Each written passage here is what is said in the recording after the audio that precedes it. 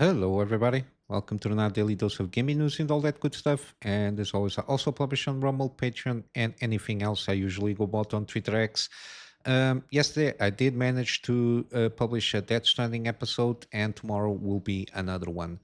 Again, it will hover round about the 2 hour mark. Some of them will be a little bit shorter, other a little bit longer.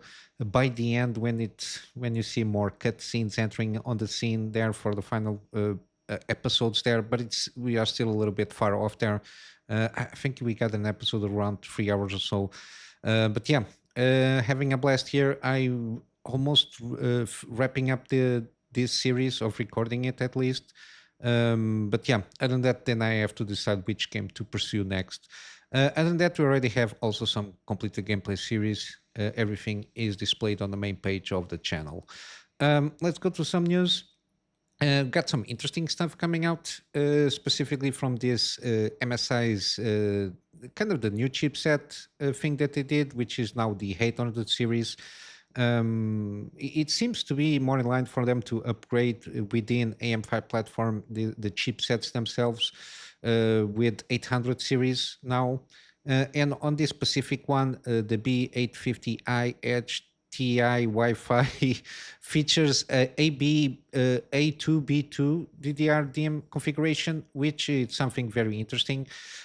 Which is supposedly again, this is kind of not a prototype, but it's not out in the market. I think that's what they are saying here, but it similarly is to support this new configuration on the upcoming Zen 6 CPUs. We already had some rumors that there are some samples here and there for at least motherboard manufacturers for them to test out the support and all the tunings and all the things that need to be done. And also we also heard regarding the DDR configurations and memory controllers that might be some upgrades in that sense there. And one of the things here is this, I think, Japanese. Again, it's a hardware kind of review here, and he says that he can confirm that the sample that they received here for this specific motherboard as A2B2 instead of A1B1 as shown in the product page. Again, this is what we usually get on the market, and now the sample that they got is A2B2 configuration here. Um, Again, this seems this kind of configuration. It has to do with the memory controller themselves. Again, how you supposedly should use the channels of the motherboards. Usually, with AMD CPUs, again, there is a preference of which channels you should use as a primary one. And it's something that it's very rare to see this kind of configuration when it had only like two slots for the DDR, which in this case, I think it's micro or mini ITX boards. Usually on ATX, where they have four slots for DIMMs, usually you have this A1, B1, and I'm not sure. I think it has also A2, B2. Again, I'm not exactly sure because it's been a while since I look at my own motherboard. But it seems that you've been seeing some, at least, again, I'm assuming this is not an error in manufacturing or sketching these things here with the DIMM A2 and DIMM B2 here. So you might see something coming out, I don't know, by the end of the year, probably some announcements on CES next year regarding official confirmations of the specs, the memory controller stuff there regarding Zen 6, but it's something very interesting to see in the wild, specifically in people that already have some samples here. I'm assuming this is for a review kind of a thing there, and they noticed this little detail here. But yeah, we'll have to see in terms of official information from AMD when it comes to the announcement of the Zen 6 and the memory controllers regarding the DDR thing there, how it will work. But yeah, something interesting to see that, again, something is cooking behind the scenes regarding the Zen 6. And I already covered the supposedly targeted speeds and the manufacturing process there, what they're trying to achieve there comparatively in terms of uplifts in performance with Zen 5. At the moment, between, for example, at this moment in time, between Zen 5 and Zen 4, you can see, depending on the use case, but again, we don't see huge uplift in terms of performance, specifically for gaming, regarding the usual lineup. Even though, again, it's kind of the thing there. For example, I still have my 7700X CPU. It behaves well, specifically paired with the 7900 XTX. It does pretty okay with the 4K 60 in terms of gaming. I don't have any complaints there. I'm satisfied with the performance that I usually got from my system. But even if, for example, I want to, unless I put, I don't know, hypothetically 5090, then I think an X3D CPU might be worth the upgrade. Other than that, I think my system is kind of well balanced in that sense. But overall, hopefully we can see some good things coming out of Zen 6 and RDNA 5, which supposedly is going to be the UDNA architecture entering full gear. And hopefully we'll see a good opportunity to upgrade older systems or the earlier systems that we got from the AM5 platform. Maybe there is going to be a reason to upgrade the CPU and the GPU, hopefully. But yeah, in terms of hardware, this is what I got. In terms of games, we got some rumors that Fable is going to probably miss the next year launch window. We got from in February this year, the Xbox studio head Craig Duncan revealed that Fable will be missing completely the launch window for this year, um, while reassuring them with the new gorgeous pre-alpha gameplay video. Again, I think Xbox is not only from these layoffs and everything. I think they, to a certain extent, they seem to be having a lack of vision on the studio side of things, because we've been seeing a lot of even from canceled video games and studio shutdowns. Some of the projects we've been hearing about, they were already in development for sometimes 8 to 9 years, and Fable seems to be heading in that direction because, again, supposedly the Playground Games, which is more well known for Forza Horizon. Again, I don't know why they did give the for this studio that is has a more of a DNA of working on racing games, to just out of nowhere pick up this kind of a known IP from Fable and give them the job of doing an open world RPG. Again, I think they already worked way back in the day in other kind of games, but again, they are more well known for the Forza Horizon series. So I assume the DNA of the personnel there is more in tune with that kind of a game. I don't know why they did that. Again, I think they couldn't even use the engine for Forza Horizon series. They have to get used to another kind of engine, if not mistaken. Or even when they tried to adapt, it was a shit show. I think they had to scrap everything. At least that's my memory of the situation, and I think that's one of the reasons that they are basically 8 years now working on this game. And it again. Not only not talking about the presentation of the game, the main character and all that shit that we already saw from the announcement trailer, which is horrible. But the fact that it does seem that the high ups in Microsoft or Xbox Studios, from Phil Spencer, Sarah Bond, and all of those guys there, they don't have like a proper vision and proper, I don't know, coordination, delegation of tasks between all the studios that they acquired throughout these latest 5 years or so, and delegating like proper projects for studios that usually have more, I don't know, specialized workflows in certain games, and try to play to their strengths instead of kind of telling them that they need to shift completely away what they are used to do there. Yeah, I think this is more one of those signs that the fact that this game now supposedly will be coming out in 2027, supposedly according to these rumors. Yeah, it gives us another sign that again the lack of strategy, long-term strategy from Xbox in terms of their own first-party studios and how to delegate projects to the studios themselves. Again, I think there could be other kind of studios probably they could deliver this project to, especially from Fable, which is supposedly an open world RPG with again the intended details and how can they differentiate themselves from other open world RPGs is very interesting. At least what at the time Lion Head Studios, the Molino guy, was trying to do with this IP. And again, it comes basically, at least to my feeling of how things are working inside Xbox, that again they seem to be lacking of any kind of direction and strategy, at least long-term strategy of what they want to really do and stay competitive.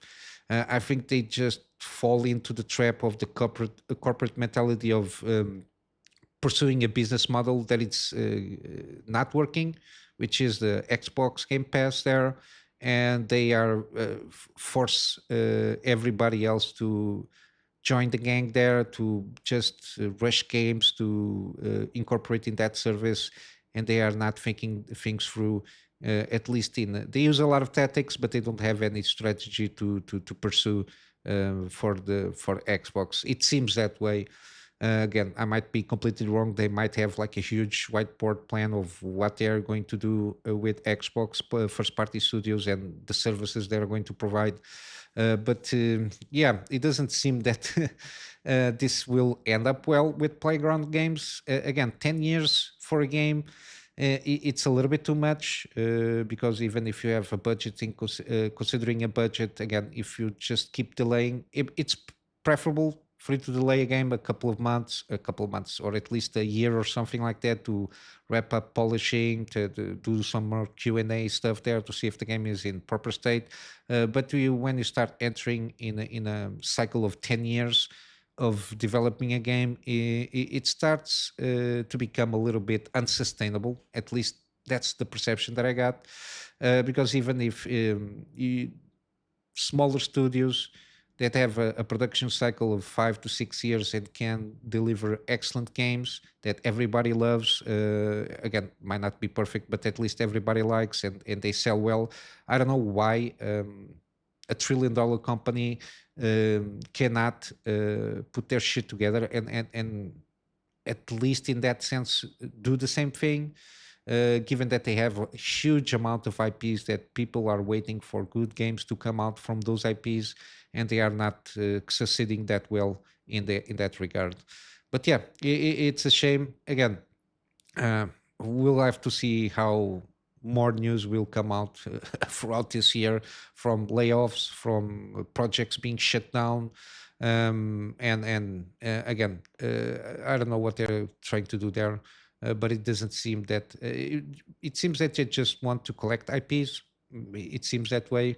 Maybe they will eventually later on will start shedding off some IPs because they don't seem to be profitable enough. I don't know. We have to wait and see how that goes.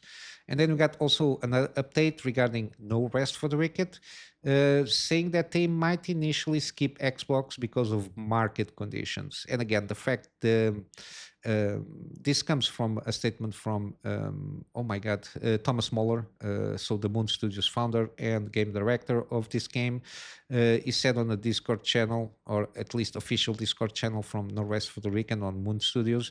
By the way, given the current market conditions, we might only release on PlayStation 5 and potentially a Nintendo Switch for the time being. Again, okay, the game is already on PC, so this is added.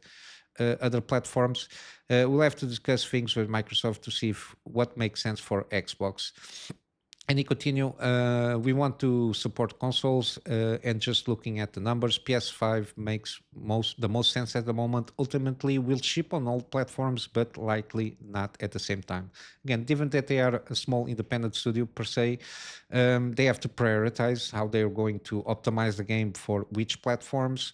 Given that, from what I know, Northwest for the Wicked, they did a lot of tweaking on their own engine, and I think it will take a little bit more time for them to optimize for other platforms, again, to be playable and all that stuff there.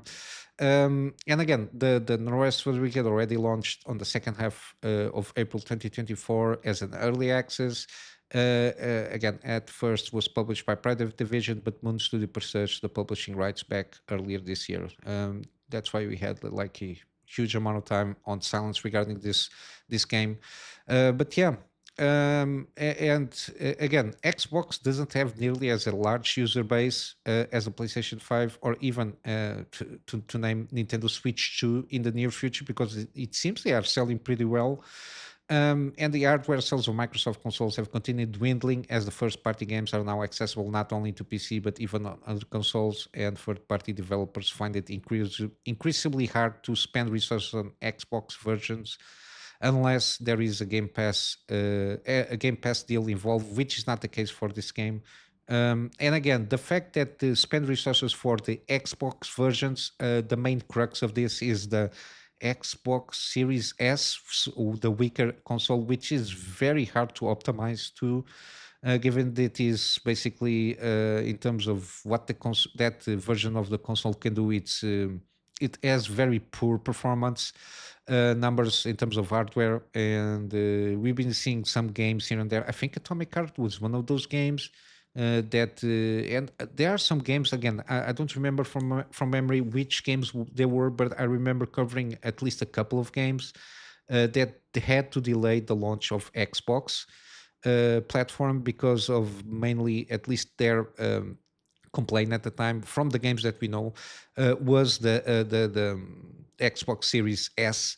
It was very hard to try optimize the game for that specific console, and again, Xbox only lets third-party studios to publish on Xbox if they can manage to optimize for both consoles, which is an added issue for that.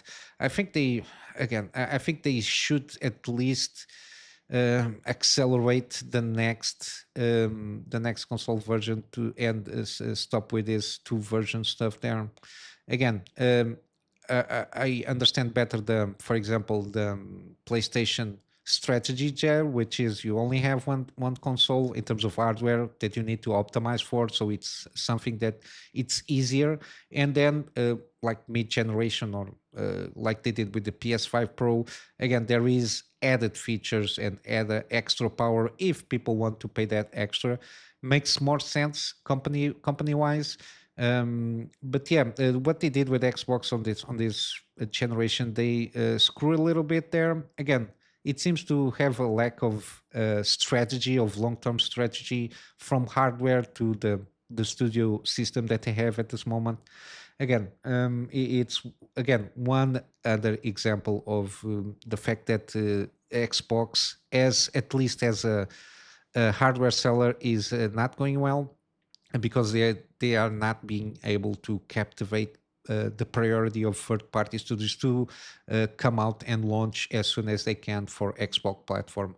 Again, one of the reasons is this Xbox Series S console version that again, it doesn't go up to the snuff in terms of manage to optimize stuff there for them, at least on the studio system there from third parties. But yeah, we'll have to wait and see. Again, I don't know, maybe they need to replace the CEO and put somebody that really thinks about what gamers want and what consumers are expecting from a console hardware seller, which this is how Xbox started with the first Xbox.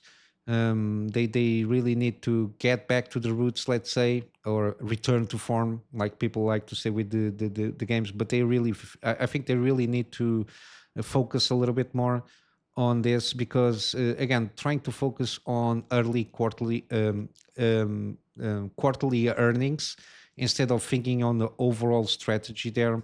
And given that they have, funny enough, the Xbox being part of Microsoft, they have the resources to at least try to plan on long term and justify, I don't know, a decrease in terms of profits in the short term to gain more profits in the long term. I think that it's something they could do. But yeah, but the fact that they botched, I think it was like a huge red flag when they acquired Activision Blizzard for 70 billion, because they were aiming for trying to get more studios to get all the games that they could to the Xbox Game Pass. I think they turned the priorities. I think um, Game Pass system works better as a supplementary kind of a sweet deal for people that already are in the ecosystem, not something as to captivate a consumer base on that service there. Again, games are not movies and series to try and copycat a Netflix kind of subscription service style there in terms of consuming games.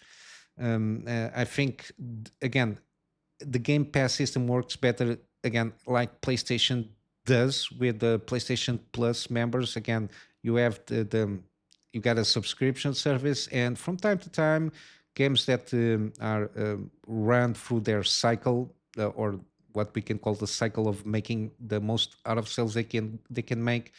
From time to time, you get those games for free if you are subscribed to that service. It's an added bonus. uh, and I think it serves in the long term better value for the company itself, because they can maintain that subscription base a little bit better, because they know that customers will have from time to time, or at least on a monthly basis, older games will be free, and they can keep them hooked on that system better than Xbox Game Pass. I think it's a more flawed design as a service for customers. Even though, again, as a consumer, it's great. You pay like $20 per month, you can play a huge library of games for free without worrying anything else there. But again, other than that, for the company in the long term, I don't think it justifies itself, unless they have, I don't know, 1 billion subscribers. Then you can do all the stuff that they say that they want to do with the Game Pass system. But yeah, this is kind of my overall take on this Microsoft Xbox stuff there. And then we got a little bit more extra updates regarding this censorship um, thing, regarding specifically payment processors and the Steam stuff there. Again, we again, it's kind of old news because it's been around in the cycle news here. And again, the problem seems to be, at least one of the problems seems to be this group collective shout, which it seems to work like I don't know. The thing that comes to mind is what people reference as the woke mob, in terms of doing a lot of fear mongering on and do some certain specific campaigns to fear monger around about specifically on payment processors like Visa, Mastercard, fear mongering that they are damaging their brand by providing this payments processor in the video game industry, and they specifically try to focus on the feminist whatever that I don't know what they're trying to do there. And yeah, it's one of the reasons that they had having the success that they have, because they just insistent, they are relentless, and they fearmonger all over the place, and they manage to convince these groups of basically censoring content on the internet, which is not good. Again, as long things are legal, I don't see a reason to censor anything. Even if I don't like, which I don't like, it's not something for me. I already told this regarding the 18 plus games. So the from the virtual reality games, the visual novel games that are more sexualized there. Again, it already adds the tag of 18 plus. there are some systems that already you can manage to go around and not even see those, which is something that I have on my discovery view and even on my library, my Steam page stuff there. I don't ever encounter those because I just block that, so I don't even need to worry about seeing those things there. It's not something for me, but again, there are people that like that. And again, as long as it's not illegal, I don't see a reason to censor this because, again, um, it start off with the most, what people can consider the most egregious content in terms of banning that content.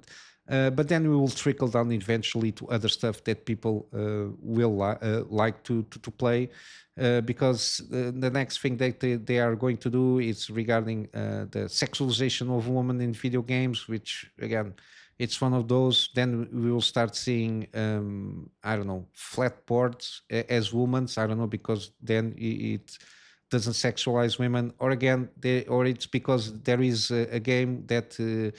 I don't know, has or real physics, or has like a little bit more of gore, because it has blood. It will start influencing young people of start killing people with swords and knives and all that jazz. Again, it's a snowball effect on what is next to be censored, and to a certain extent, this has to do with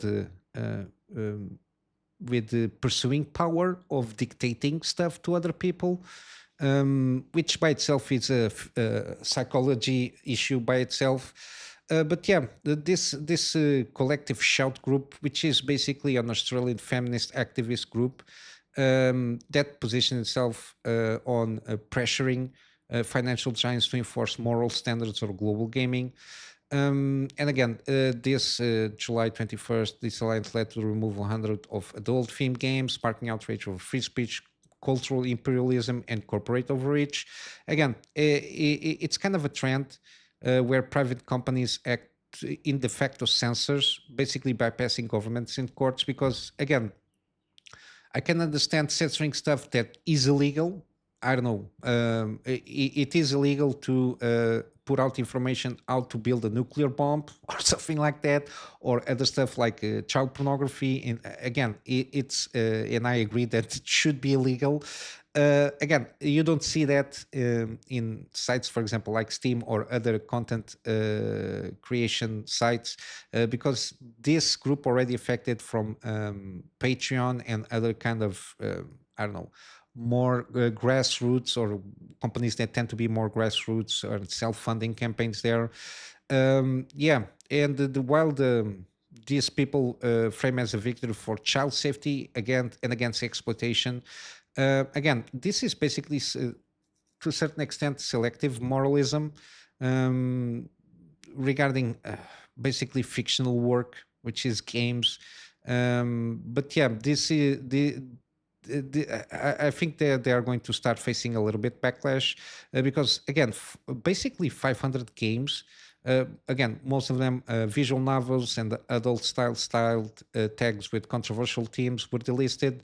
Valve confirmed that credit cards companies, including again coming with this new rule that they had there, and this is affecting a lot. I don't know why. In Japan, where many affected games originate, lawmakers like Toru Yamada have launched investigation into whether these actions constitute unfair trade practices, viewing them as an assault on cultural exports, which is basically trying to censor uh, things from a country to reach the rest of the world. And even near creator Yoko Taro decried the changes, stating that they demonstrate how one's country standards can censor another country's free speech, which is that's the big message there. It's not just about the porn games or the visual novel stuff there. And then we got here again that Collective Shouts supposedly is a grassroots organization founded 2009 to combat the objectification of women in the media, and again, they are based from Australia, which they already have some stringent content laws. There are some games that they are heavily censored, and other media that is heavily censored, so they remove parts of the games. I think even with regarding like blood stuff there, they also censor a lot of stuff there. But again, if it is part of your own country, you can. There are ways of doing that in within your own country. For example, even with Steam, there are stuff that is prohibited in certain areas in the country, sorry, in the world. So it's region specific there. This can be done for Australian people if they are really that worried there.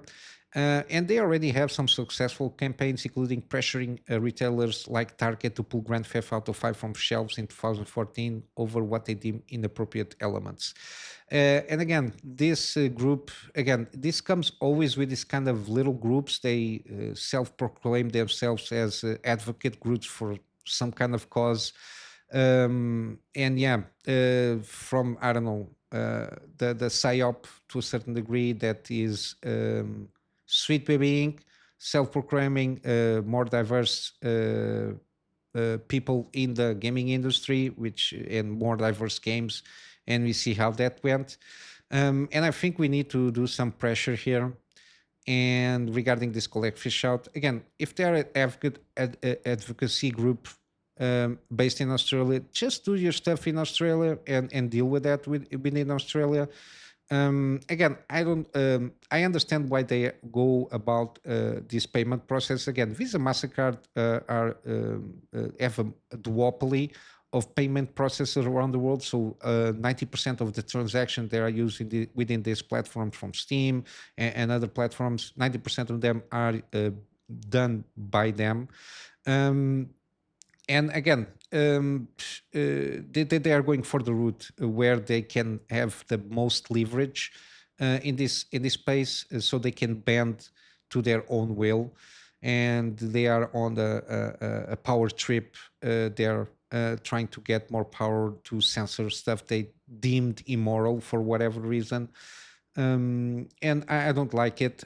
I already try to avoid as much as I can Visa, Mastercard, and to a certain extent PayPal. PayPal is the one that from these three I use the most because of its kind of the alternative regarding Visa, Mastercard. For example, on Steam, I mentioned I use gift cards to fill up my account on Steam to have some credit there. It's how I do things. And for example, even in other aspects, if there is a platform that I might use, for example, even if I really need to use, for example, Amazon, or if I really need to use other kind of big surface kind of a thing, I usually go about using gift cards. I prefer that way, not only for a matter of privacy. I don't want for these huge conglomerates of payment processors to know what I spend and when I spend and how much I spend in what. I try to use this kind of gift card system that I think it's a good alternative there because you're just basically paying directly to Steam in this case with gift cards, and I can pay in cash. Which usually what I do there, I don't even pay these gift cards with Visa or Mastercard. I usually use cash in hand, which I think it's the best alternative there. So I do my part the best I can to try to alleviate the pressure that these payment processors have. I'm not sure if, given that this is now getting a lot of more attention and traction in the gaming community. Again, don't fuck up with gamers and their hobbies. It's I think it's a lesson to be learned because we can start doing some pressure, and we are very dedicated people and in protecting our own hobby. We got again Stop Killing Games initiative and all that jazz. And we must we already see in the change.org, which is interesting enough. It's a site that I cannot access here in UAE because of some change.org petitions that went live a few years ago, and they basically banned access to that site. Again, it's one of those things. But yeah, there is already a change.org petition which is again, where is the there it is. Okay. um, Basically is trying to call to the attention of everybody to not be able for these kind of groups to have any kind of pressure or leverage. There is also some stuff already happening in X, where I think it could be something good to do some pressure on X, in a sense of um, start doing some pressure specifically on Elon Musk's to a certain degree, because he's the owner of that, uh, regarding payment system on X. And also, I think, again, for the moment being, I'm not sure if now Gabe Newell, given that Steam is a private company, I'm not sure if they are able to come up with their own payment system per se. For example, I know there exists the Stripes payment system, but I think it also depends a lot from Visa, Mastercard, if not mistaken. Again, I don't understand very well that system, the Stripe payment processing system itself. But probably the same way that Steam is breaking barriers and trying to be within their own power and reach to be more consumer friendly and protecting consumers the best way they can. I think also by the fact that they are launching their own OS, Linux space, it's already taking a lot of shares from Windows 11. I think maybe they need to do some, I don't know, invent themselves a new payment processor system there that is independent from any kind of the Visa or Mastercard stuff there. I don't know. Um, Again, that there's a lot of ways that we can tackle this situation. One of them is try to shut down this kind of groups that are grassroots groups. Again, I don't know how true that is, but also try start using alternatives. And again, as I mentioned, always competition in the market breeds a better market for the consumers themselves. Because again, if you only have two companies at this moment that are basically the duopoly of payment processors around the globe, I think a couple of more should come up into the market and cater to a hungry audience of using those payment services, so we can remove the leverage that they have on other platforms like Steam. Or even in Japan, there are a lot of companies, they have to shut down a lot of stuff there, or they have to ban or censor anything, because again, the moral clauses of these companies, as they are very flexible in what they can leverage with other companies that they work with. And this is not good. Again, as long as it's not illegal, even though I don't like it and it's not something for me, I don't recommend explicit games there, or even anything, for example, regarding pornography, sites of pornography. I think that is even worse than the games themselves, because usually in pornography sites, real people are being influenced and to a certain way in enter in a, I don't know, in a market per se, that can ruin real lives more than anything than something that a game. Again, you don't have nobody doing anything that they don't like. It's comes out of programming. I think they should tackle more of these things more than games themselves. And I think people really underestimate the hobby that it's gaming and misconstrue what it is. Uh, but then again, even though I don't like it and I don't recommend it, and that doesn't mean I want it to be banned. Because as long as it's not illegal, I think people should be have access, if again, if they are of age to do their own choices. Even though I cannot, I don't recommend it. I think it's a principle to live by. Because again, when you start censoring stuff, it will always start with the things that you don't like until it reach to the things that you really like. And when it reaches that phase, usually it's too late. Again, I don't know. I think a prophet regarding this was George Orwell with his 1984 and even the Big Brother stuff there. Again, the the framework of how these things work is described very well there. And I think we need to be vigilant and start to take every action that we can. Again, as an individual, we might not have a lot of weight, but if we all do our part, even small as it is, it will add up and have a multiplier effect on overall movement regarding making our hobby safe from this kind of shit show that it is, trying to censor everything and everybody that they don't like due to moral issues or moral standards or whatever it is.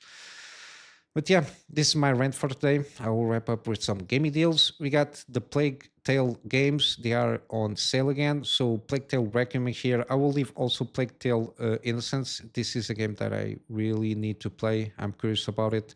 But yeah, there are on the deal individually or as a bundle. We got the Atomic Heart 70% off. Again, this is one of those that I really want to buy and play myself to see what this is all about, because I really did like the demo that I played. We got also Blueprints, recent release, a puzzle game with some mystery and kind of a roguelike experience to a certain sense, if not mistaken. And it got very positive feedback from everybody. And it's kind of a cheaper game, and it's on sale at this moment. We got Jusant. I can recommend this one heavily. I did made a series on this one. You can check out the first couple episodes to have an idea what this game is about if you're curious. And it's 55% off. We got Liza P 50% off, and we got the DLC bundle with 33% off.